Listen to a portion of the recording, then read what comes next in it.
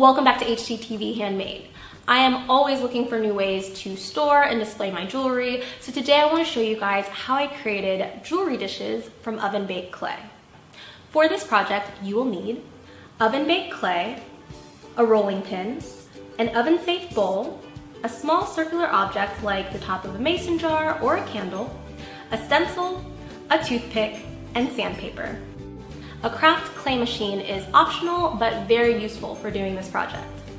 It's possible to just use the rolling pin to create a thin layer of clay, but I like to take the clay and run it through the machine so that I'm absolutely sure that it's even and completely free of bubbles. You can adjust the settings on the machine, and as you can see here, this opening is getting wider because I'm choosing a larger setting.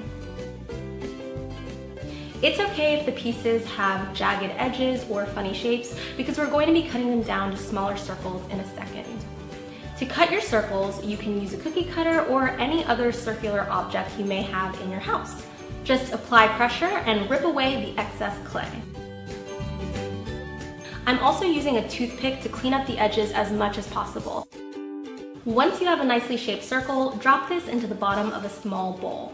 Try to center it as much as possible. There's nothing wrong with a plain jewelry dish, but I also want to show you another option. You can take a stencil and use your rolling pin to push the design into the clay before you cut your circle out.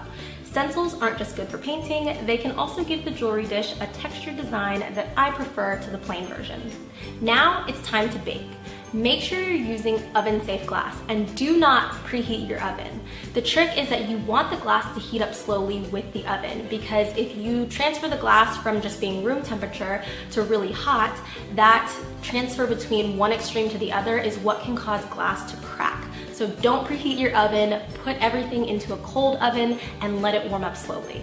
Let the oven warm up to 275 and bake for about 15 minutes depending on the instructions of whatever brand of clay you're using. Let these cool off and then all you have to do is pop them right out. They don't stick to the glass, so they're very easy to remove. The final step is to sand the edges of the jewelry dish.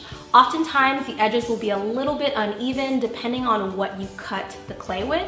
So I like to go back with sandpaper and just file these edges down until they're completely smooth. And if you don't have sandpaper on hand, you can definitely use a nail file. And that's all there is to it.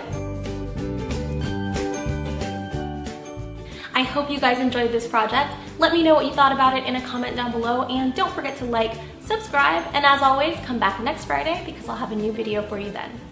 Bye guys!